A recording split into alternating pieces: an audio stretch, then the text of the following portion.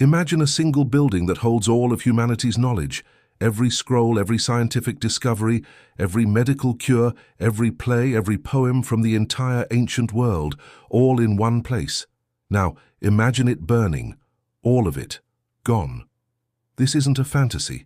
This was the Library of Alexandria, and its destruction might be the single greatest catastrophe in human history. For centuries we've debated what was lost when the library disappeared. Some say we lost 1,000 years of progress.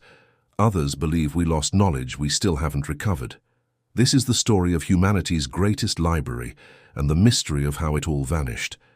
It all started around 283 BCE. After Alexander the Great conquered Egypt, his successor, Ptolemy I, began a monumental project to create a center of learning that would unite the entire known world. His son, Ptolemy II, established the Great Library of Alexandria, not just as a library, but as part of the Mouseion, the world's first true university. The Ptolemaic rulers were obsessed with collecting knowledge. They sent agents across the globe to buy rare manuscripts. They even created a law.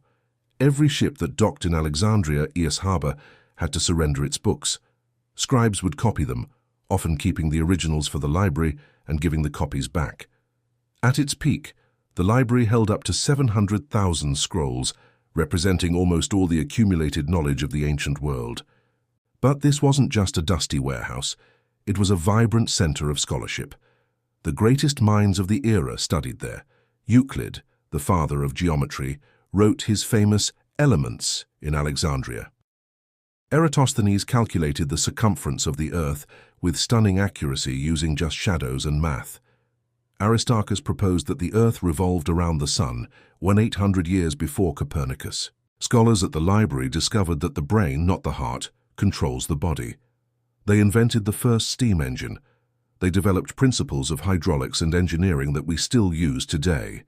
They mapped the known world and calculated the distance to the moon and sun. What is truly haunting is that so many of these breakthroughs were forgotten after the library's destruction, only to be painfully rediscovered centuries later. The ancient Greeks knew the Earth was round and had calculated its size, but this knowledge was lost, leading to centuries of flat Earth beliefs in Europe.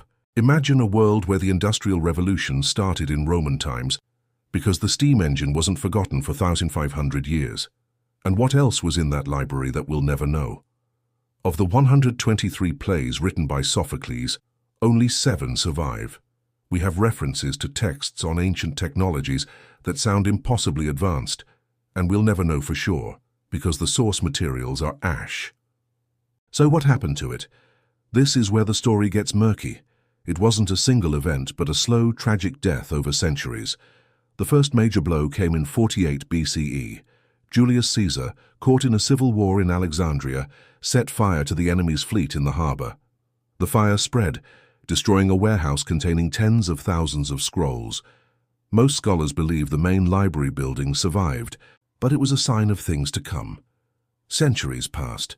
In 272 CE, the Roman Emperor Aurelian recaptured the city, and the fighting destroyed the district where the main library stood.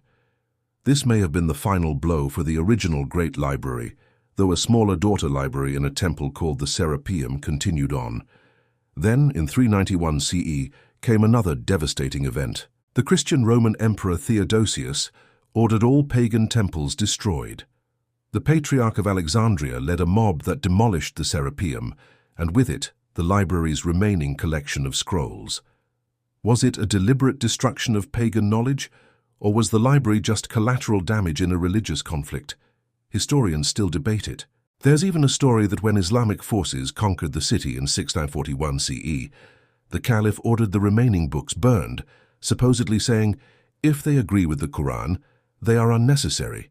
If they disagree, they are dangerous. But most modern historians believe this story was invented centuries later. By that time, the library was likely already a shadow of its former self. The most likely truth is the saddest one. The Library of Alexandria died slowly. It was a death by 1,000 cuts, fire, war, religious conflict, and simple, devastating neglect. As funding dried up, the papyrus scrolls crumbled to dust, and no one was there to copy and preserve them. But the mystery fuels our imagination. What if the library held cures for diseases we still battle today? We know about incredible ancient technologies, like the Antikythera mechanism, an ancient Greek astronomical computer. Were the blueprints for more devices like it lost in Alexandria?